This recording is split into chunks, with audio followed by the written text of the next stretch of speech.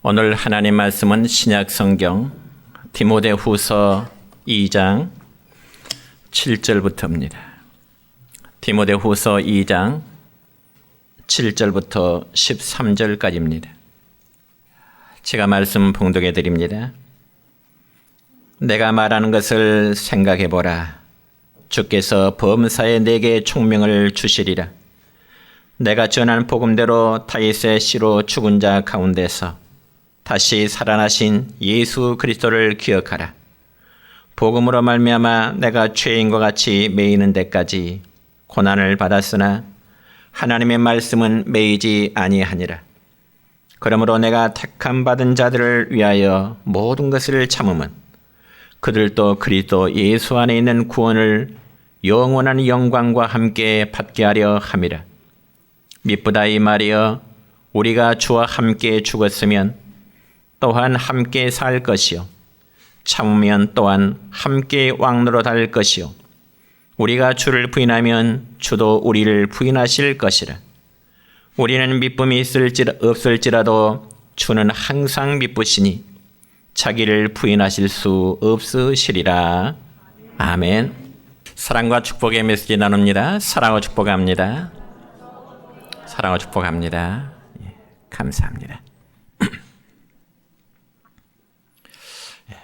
오늘은 신약성경 디모데후서 2장 7절부터 13절에 있는 말씀을 중심해서 예수 그리스도를 기억하라고 하는 제목으로 말씀을 선포하고자 합니다.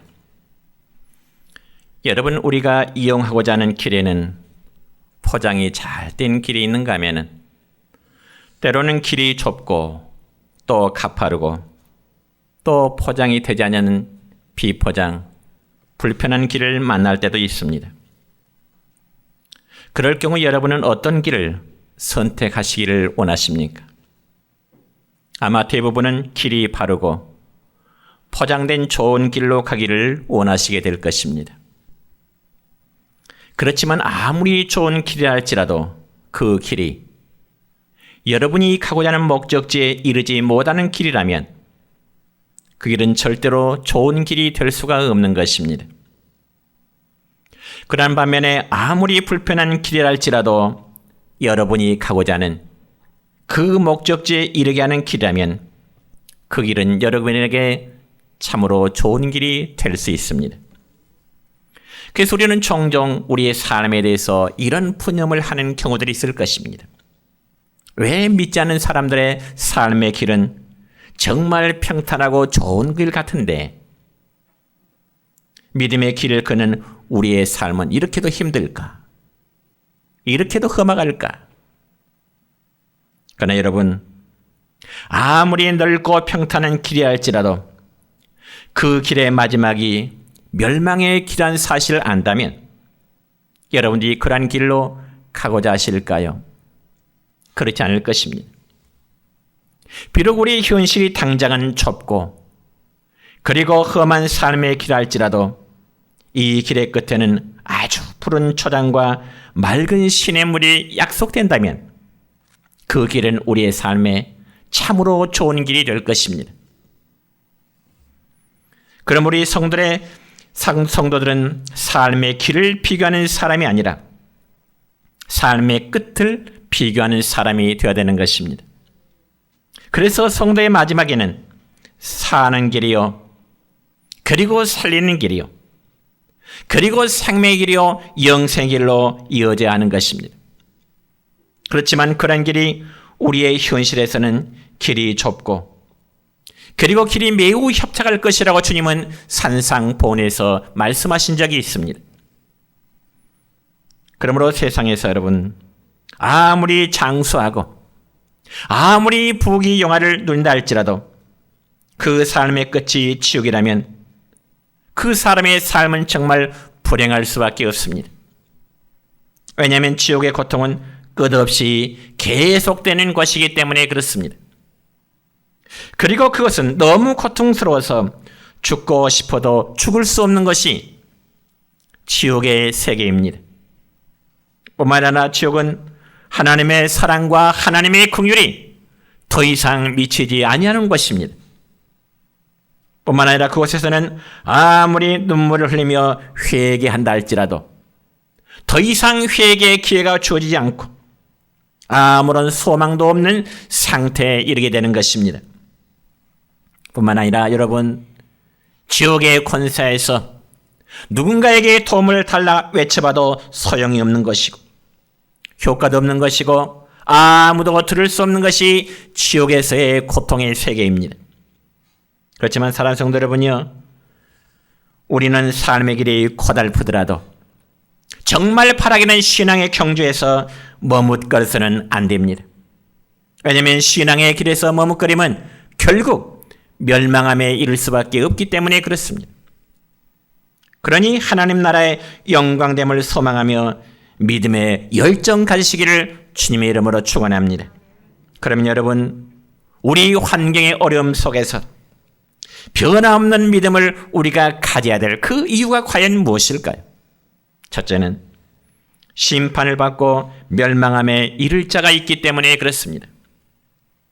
여러분, 오늘 읽은 본문 12절의 말씀 보면 이렇게 기록되어 있습니다. 시작. 참으면 또한 함께 왕노릇할 것이요 우리가 주를 부인하면 주도 우리를 부인하실 것이라. 아멘. 여러분, 우리의 진정한 복의 근원은 오직 예수 그리스도 한 분뿐이십니다. 그럼에도 세상 사람들은 복의 조건이 어쩌면 경제적인 풍요로움이라든지 혹은 건강함에 있다고 이야기하죠. 물론 맞는 말입니다.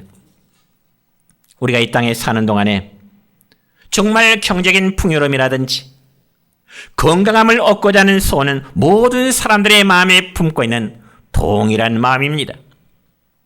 그렇다면 여러분, 그러한 조건들이 완벽하게 갖추어져 있다고 해서 정말 행복한 사람이라고 단정 지을 수 있을까요? 결론은 그렇지 않습니다. 오히려 그러한 조건들이 우리의 삶의 올무가 될 수 있고요, 또한 진정한 복을 받지 못하게 하는 그런 요인이 될 수도 있기 때문에 그렇습니다. 여러분, 실제로 이런 일이 있었습니다. 저 이태리 나라를 여행하다 보면은 빼놓을 수 없는 관광 명소 중에 관광 코스 중에 한 곳은 바로 폼페이라는 곳입니다. 그래서 그 폼페이라는 도시는 세계 3대 미항 중에 하나인 그 나폴리 항에서 약 30km 정도 떨어진 베스비우스 산 근처에 있는 고대 도시였습니다. 그리고 고대 도시의 폼페이는 가장 그 당시에는 번성했던 도시인데요, 당시 로마 지도자들의 휴양지라든지 그리고 별장들이 많은 곳이 바로 폼페이라는 곳이었습니다. 그런데 서기 79년 8월 24일에 베스비우스 이제 산에 커다란 화산 폭발이 일어나게 되었습니다. 그로 인해서 폼페이시의 인구 절반인 약 15,000여 명이 7m 이상의 화산재로 인해서 완전히 파묻혀 버리게 되었습니다. 여러분, 그럴 수밖에 없는 것은 당시의 베스비우스 산의 화산 폭발의 위력이 얼마나 크든지 과거 태평양 정전 당시 일본 히로시마에 투하되었던 그 원자폭탄의 위력과도 거의 같았다고 과학자들이 그렇게 증언하고 있습니다. 그런데 여러분, 이 베스비우스 산의 대폭발이 있기 전에, 즉 베스비우스 화산의 폭발이 79년이 있었는데 62년부터 화산재가 조금씩 이 품어져 나오는 징조들이 그 베스비우스 산의 꼭대기 정상에서 나타나게 되었습니다. 그래서 그런 현상을 보고 아무것도 가지지 못하는 사람들, 노예라든지 그리고 가난한 사람들은 머지않아 저 산에 화산의 폭발이 있을 것이라 그런 두려움 때문에 그 도시를 피하게 되었습니다. 그런데 여러분, 당시의 부유함과 권력 속에 살아가던 사람들은 그곳을 떠날 수가 없었습니다. 그러므로 서기 79년에 베스비우스 화산이 폭발하여 화산재에 묻힌 그 15,000명의 사람들은 주로 귀족들이라든지 그리고 주로 돈이 많은 상인들이었습니다. 그러니까 여러분, 돈과 권력, 그리고 명예로 배부른 사람들은 마지막까지 그 자기의 채무를 지키려다가 결국 모든 것을 잃어버리고야 말았던 것입니다. 물론 그와 같은 비슷한 또 성경의 사건이 있습니다. 여러분, 성경에 보면 아브라함의 조카인 롯의 아내 역시도 그는 세상에 쌓아둔 것에 대한 미련을 버리지 못하고 뒤를 돌아보다가 결국 소금 기둥이 되고야 말았던 거지요. 그에 대해서 창세기 19장 26절의 말씀 보면 이렇게 기록되어 있습니다. 시작. 롯의 아내는 뒤를 돌아보았으므로 소금 기둥이 되었더라. 아멘. 무엇이 되었더라? 소금 기둥이 되었더라. 여러분, 실제로 저것을 여행하다 보니까요, 도로 이정표에는 롯의 아내가 소금 기둥이 되었다는 그것을 이제 안내하는 편말이 붙어 있습니다. 롯의 와이프, 즉 롯의 아내가 소금 기둥이 있는 그것을 안내하는 안내 표지판이 지금도 보존됩니다. 그러니까 세상 사람들 여러분, 믿지 않는 사람들은 세상을 사랑하다가 혹은 박해받는 것이 두려워 우리의 구주되신 예수님을 부인하는 자가 되면은요, 심판날에 주님도 우리를 모른다고 외면하시게 될 것이라고 오늘 성경에서 그렇게 말씀하고 있습니다. 그리고 우리가 우리의 심판주가 되시며 천국 열쇠의 주인이 되시는 주님께서 그 문을 열면은 닫을 자가 없고 주님께서 천국문을 닫으면 다시금 열 자가 없을 것이라고 성경에 기록되어 있습니다. 여러분, 예수님으로부터의 외면은 심판과 멸망으로 이어지게 된다는 그 사실을 여러분 분명히 믿으시길 바랍니다.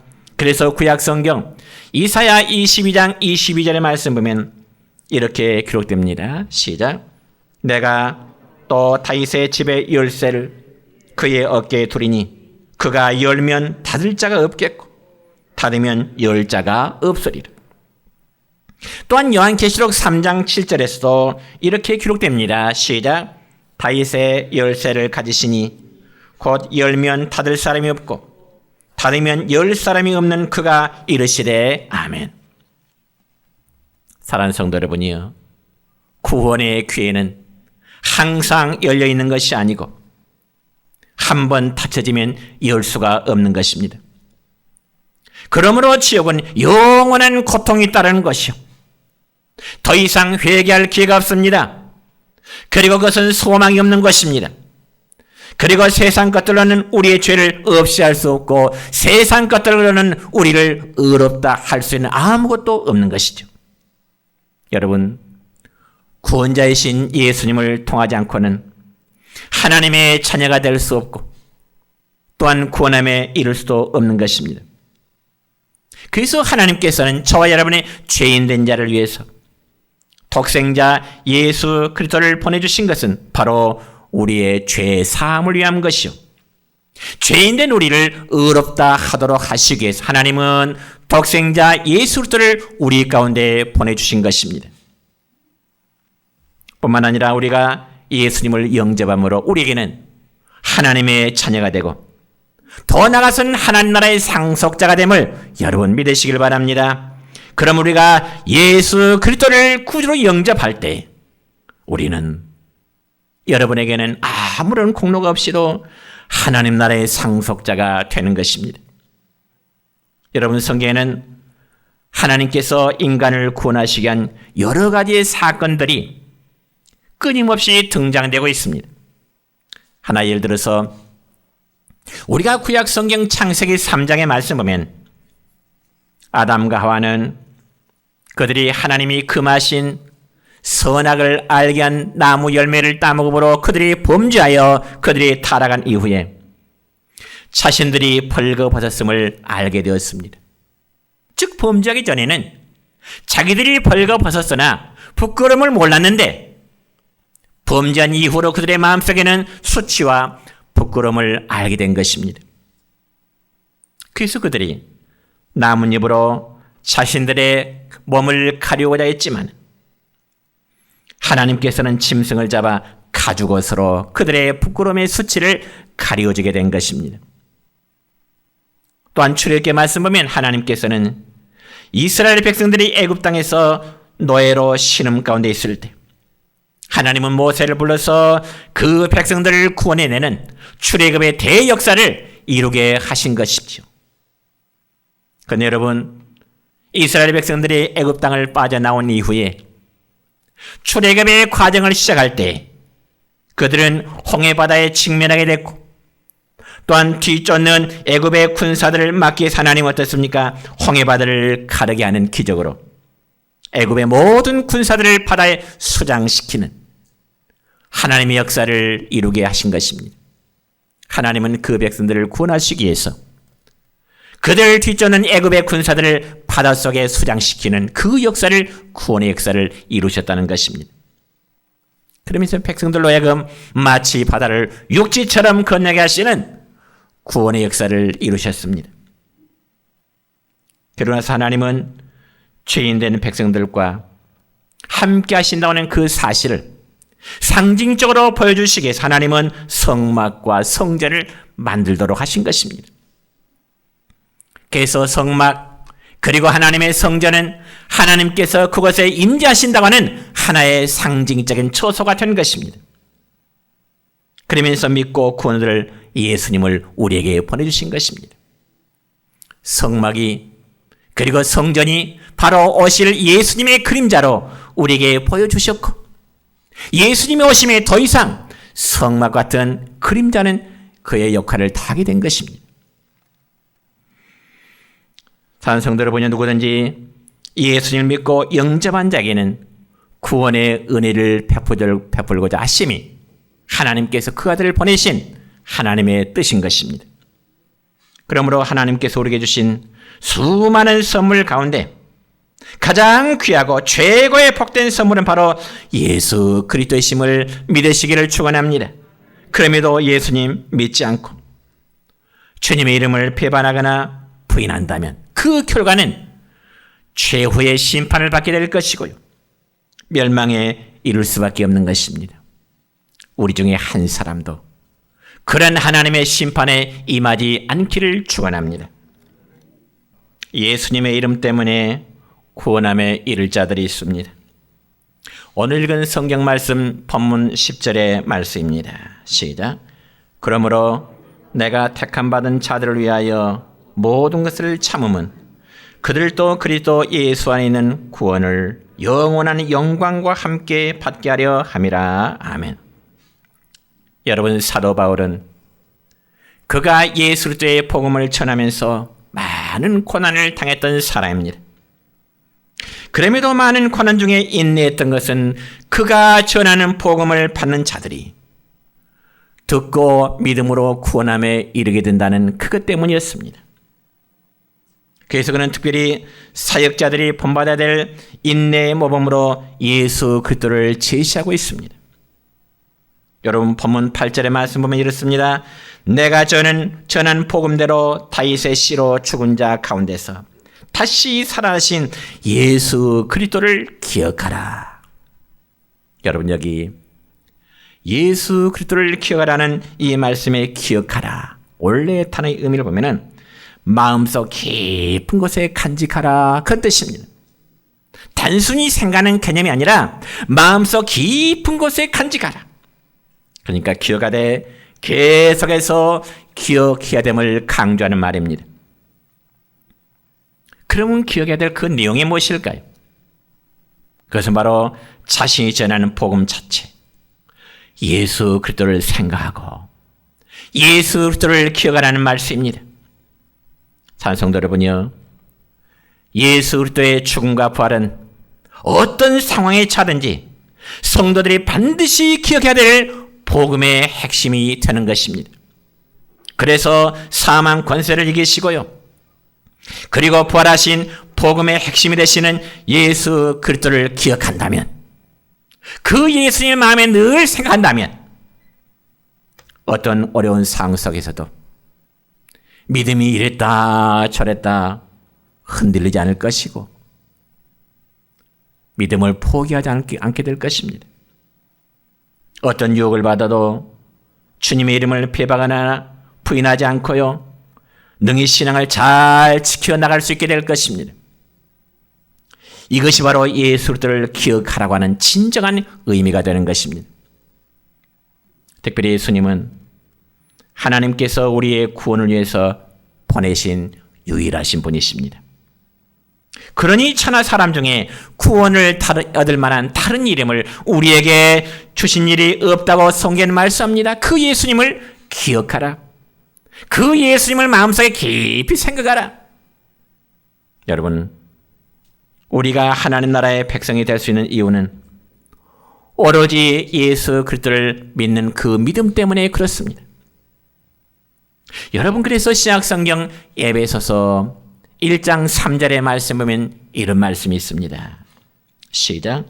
찬송하리로다 하나님 곧 우리 주 예수 그리스도의 아버지께서 그리스도 안에서 하늘에 속한 모든 신령한 복을 우리에게 주시리.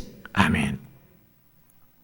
뿐만 아니라 에베소 2장 8절에도 말씀 볼까요? 시작. 너희는 그 은혜에 의하여 믿음으로 말미암아 구원을 받았으니 이것은 너희에게서 난 것이 아니요 하나님의 선물이라. 하나님의 선물이라. 그렇습니다. 우리는 예수 그리스도 안에서 구원이라는 신령한 복을 은혜로 받게 되었습니다. 세상에 이보다 더 귀한 것이 어디 있겠습니까? 여러분, 19세기에 진화론을 주장한 찰스 다윈이라는 사람이 있습니다.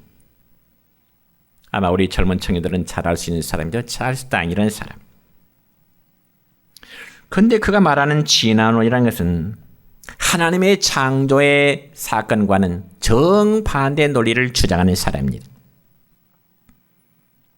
우리는 이 세상의 시작을 어떻게 알죠? 이 세상은 어떻게 시작됐죠? 하나님이 창조하심으로. 믿습니까?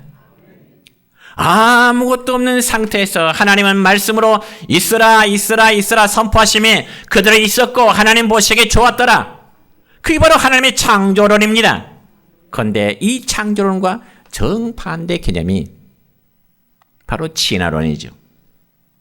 그래서 진화론은 오늘날 살아있는 모든 동식물이 태초에 아주 작은 미생물로부터 점점 자랐고 발전되었다.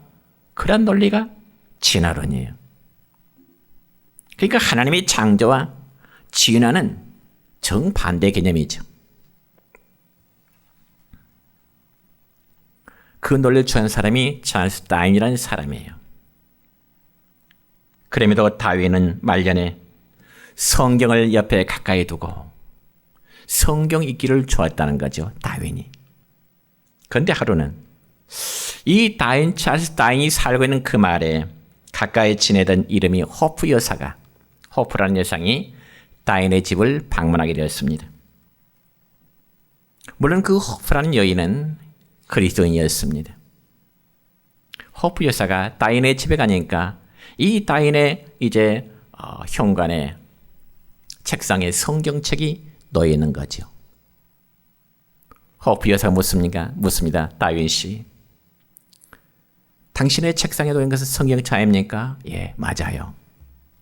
지금 성경 어디를 읽고 계신가요? 예, 히브리서를 읽고 있어요. 그러고 나서 호프 여사는 다윈과 대화를 나눈 가운데 다윈 씨, 창세기에 기록된 천지 창조의 사건을 어떻게 생각하십니까? 그렇게 물었습니다. 호프 여사가 다윈에게. 창세기에 기록된 하나님이 우주 만물을 말씀으로 창조하셨다는 사건에 대해서 다윈 씨는 어떻게 생각하십니까? 그자 다윈은 아주 괴로운 듯이 손가락을 꼬면서 아주 곤혹스러운 표정을 호프 여사 앞에 드러내 보입니다. 그러면서 말하기를, 사실 내가 과거에 진화론을 주장할 당시 나는 모든 면에 아주 미숙한 사람이었습니다. 그래서 모든 사물과 현상에 대하여 의심을 품었는데 놀랍게도 나의 진화론이 본의 아니게 산불처럼 번져나갔고 사람들은 그것 하나의 종교처럼 받아들이게 되어버렸습니다.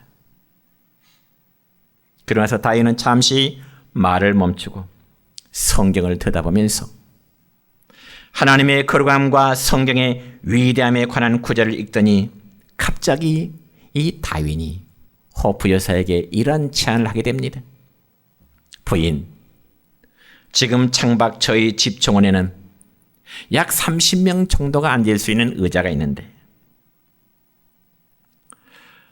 내가 알기로는 당신도 그리스도인이요 또 성경을 많이 읽는 줄 알고 있기 때문에 내일 이곳에서 이 우리 정원에 앉아있는 30명 의자의 사람들을 불러놓을 테니까 호프에서 당신이 우리 정원에 모여든 사람들에게 성경에 대해서 좀 이야기해 줄 수 있으면 좋겠다. 이런 제안을 다윗이 호프 여사에게 하게 되었습니다. 그러자 호프 여사는 아주 당황하면서 아니 제가 무슨 말 할 수 있겠습니까? 도대체 무엇에 대해서 이야기하면 좋을까요? 그러자 다윗은 아주 분명한 어조로 이렇게 말합니다. 예수 그리스도에 대해서 말씀해 주세요. 예수 그리스도와 구원에 대해서요. 그것보다 더 훌륭한 주제가 어디 있겠습니까? 이처럼 이 세상의 시작이 진화로 진화를 추행했던 그가 예수 그리스도의 구원 그보다 더 훌륭한 주제가 어디 있겠습니까? 성경의 사실을 하나님의 천지의 창조의 사건을 다윗이 노예에 받아들였다는 거죠. 우리가 지금까지 아는 다윗이라는 사람은 진화론을 주장했던 사람으로만 알고 있지 훗날 그가 하나님의 천지 창조의 사건을 인정했던 사람으로 인식하지 못하고 있는 게 현실일 것입니다. 마찬가지로 오늘 우리도 예수 그리스도를 믿고 영접하여 하나님과 사람들 앞에서 입으로 믿음을 고백하고 신하여 구원함에 이르는 우리 모두가 되시기를 축원합니다. 세 번째로 예수님 때문에 상급과 면류관을 받을 자들이 있습니다. 여러분 신약성경 마태복음 5장 11절과 12절의 말씀 보면 이런 말씀이 있습니다. 시작. 나로 말미암아 너희를 욕하고 박해하고 거짓으로 너희를 거슬러 모든 악한 말을 할 때에는 너희에게 복이 있나니 기뻐하고 즐거워하라. 하늘에서 너희의 상이 큼이라. 너희 전에 있던 선녀들도 이같이 박해하였느니라. 아멘. 여러분 예수님 불신하고 예수님을 부인하는 자들은 예수님 때문에 심판과 멸망에 이르게 됐지만 반대로 예수님 믿고 신한 자들은 예수님 때문에 구원함을 받게 된다는 것이 하나님의 약속인 것입니다. 그리고 더 나아가서 예수님 때문에 고난을 당하고 박해를 받게 되면 상급과 영광까지 받게 됨을 약속하십니다. 그래서 조금 전에 함께 읽었던 마태복음 5장의 말씀 보면 예수님 때문에 그리고 믿음을 지키기 위해서 박해와 비방을 받는 사람은 장차 하늘에서의 상이 큼이라 말씀하고 있지 않습니까? 그러므로 박해를 받는 것보다 더 큰 상이 있기에 오히려 성도는 너희가 내 이름 때문에 박해를 받거든 고난을 받거든 오히려 기뻐하고 즐거워하라 말씀하십니다. 여러분 박해와 기쁨과 하늘의 상은 정비례합니다. 반비례가 아니라 정비례합니다. 우리가 박해를 받을수록 고난을 받을수록 그에 따른 하나님의 상급이 더 크다 그런 말씀인 것입니다. 그리고 오늘 본문 12절의 말씀을 다시 한번 볼까요? 12절 시작. 참으면 또한 왕 노릇 할 것이요 우리가 주를 부인하면 주도 우리를 부인하실 것이라. 우리가 예수님 부인하면 예수님도 나도 너 모른다 부인하신다는 거예요. 여러분 구약 성경에 보면 구약의 선자들이나 그리고 신약시대 예수님의 제자들, 그들은 상상을 뛰어넘는 박해를 받았습니다. 그리고 박해의 대부분은 순교의 제물이 되었습니다. 그런데 여러분, 그러한 박해는 비단 불신자들을 통해서만 받는 박해가 아니었습니다. 오히려 가장 극심한 박해 중에 일부는 교회 자체와 종교인들을 통해서 가해지는 박해였습니다. 여러분, 실제로 예수님을 박해한 자들이 누구였을까요? 예수님을 박해한 자들이 누구였을까요? 그들은 스스로 하나님을 누구보다 잘 믿는다고 자처하는 바리새인들, 서기관들, 그리고 율법 학자였습니다. 한마디로 당시의 종교 지도자들을 딱 그 말입니다. 그리고 중세시대는 천주교도들에 의한 박해에서 종교개혁을 외치는 소리가 높이자 프랑스에서는 10만여 명의 신교도들이, 종교개혁을 외치는 그 신교도들이 죽임을 당했고요. 또 저 화란 네덜란드에서는 18,600명을 사형시켰고, 영국에서 역시 277명이 화형을 당했습니다. 이렇게 박해라는 것은 외부에서뿐만 아니라 내부에서도 올 수 있다는 것이 성경의 가르침이요, 또한 그것이 교회의 역사로 실제로 증명이 되어지고 있습니다. 그러므로 우리보다 앞선 신앙의 선진들이 당했던 그 박해는 폭력적인 것도 있었고요, 때로는 체포돼서 감옥에 갇히는 일이 있었는가 하면은 때로는 일상적인 생활을 하지 못하도록 직장을 잃어버리는, 빼앗겨버리는 그런 경우도 많았습니다. 무엇 때문에요? 예수님 때문에. 무엇 때문에요? 올바른 신앙을 지키기 위해서. 마찬가지로 오늘날도 성도들이 당하는 박해는 믿지 않은 불신자들보다는 오히려 함께 믿음의 생활을 하고 있는 주변 사람들일 수도 있습니다. 어쩌면 믿지 않는 사람들의 박해보다는 함께 믿음의 생활하는 주변 사람들이 더 힘들게 할 수도 있다는 겁니다. 때로는 시기와 질투의 반응으로 대하는가 하면, 그러할 때일수록 믿음의 성도는 오늘 12절의 말씀처럼 한번 따라합시다. 참으면 함께 왕노할 것이라. 참으면 함께 왕노할 것이라. 이런 약속을 굳게 믿으시기를 축원합니다.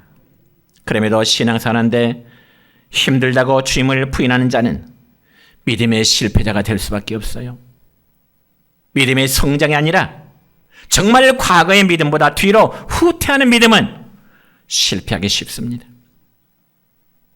여러분, 오늘 제가 전한 이 설교 말씀 들으면서 이제는 우리 자신 한번 스스로 한번 물어볼까요? 여러분 자신에게 한번 물어볼까요? 한번 생각해 볼까요? 여러분 각자의 믿음 생활이 몇 년 전과 지금의 상태를 비교하면 어느 편이 더 낫다고 생각되신가요? 몇 년 전의 여러분의 신앙생활과 지금 여러분 각자의 신앙 상태를 여러분 스스로 판단해 볼 때 언제가 더 낫다고 생각하신가요? 저는 지금까지 40여 년의 목회사를 하면서 느끼는 바가 있습니다. 그게 뭔가니, 어떤 성도가 교회 출석에서 믿음이 성장에까지는 정말 오랜 세월이, 오랜 시간이 필요합니다. 그래서 교회 출석에서 오랜 세월 동안에 믿음이 성장해서 이제는 집사로 혹은 권사로 혹은 장로의 직분을 받게 됩니다. 그런데 어느 순간에 믿음이 떨어지는 단계는 아주 순식간입니다. 그 오랫도록 믿음이 성장했는데, 성장하기까지는 많은 시간이 걸렸는데 믿음이 떨어지는 순간은 순식간입니다. 그런 반면에 여러분, 회복하기는 또한 더더욱 힘듭니다. 믿음이 떨어지는 단계는 순식간이지만은 다시금 오르가는 과정은 너무 또 힘들어요. 그렇기 때문에 성경에 말씀합니다. 참 믿음의 성도는 항상 영적으로 껴있으라, 그 말이 다른 말이 아니에요. 그리고 자신의 믿음이 과거보다 떨어졌다고 인식을 한다면 다시금 회복하기를 위해서 힘써야 되는 겁니다. 그건 바로 예배 생활입니다. 그런데 한번 나태해져 버리면요, 그것이 습관화되어 버립니다. 그래서 이런 마음은 누구에게나 갖게 되는 게 공통적인 마음인 것 같아요. 그렇지만 여러분 꼭 아십시다. 예수 믿는 신앙인들이 예배 생활을 등한히 하면은 교회의 직분이 장로, 권사, 집사라 할지라도 절대로 믿음 있는 자라 말할 수가 없습니다. 좀 심하게 표현하자면 집사보다 못한 목사, 장로가 있을 수 있고요. 집사보다 못한 권사가 있을 수 있고요. 평신 동안 또 못한 집사가 있을 수 있습니다. 그런 반면에 정말 하늘을 바라보며 소망을 바라보며 오히려 기뻐하는 자는 반드시 약속하신 큰 상을 받게 될 줄로 믿습니다. 예수님을 기억하십시다. 예수님을 생각하십시다. 이제 말씀했습니다. 우리는 예수님을 믿음과 불신으로 인해서 심판받고 멸망에 이르러서는 안 될 것이고 상급과 장차 멸류관을 찾아는 영광에 이르시기를 바랍니다. 그렇다면 우리의 삶이 언제나 예수님의 그 이름을 기억하면서 그 믿음 안에서 믿음의 승리가 되시기를 주님의 이름으로 축원합니다.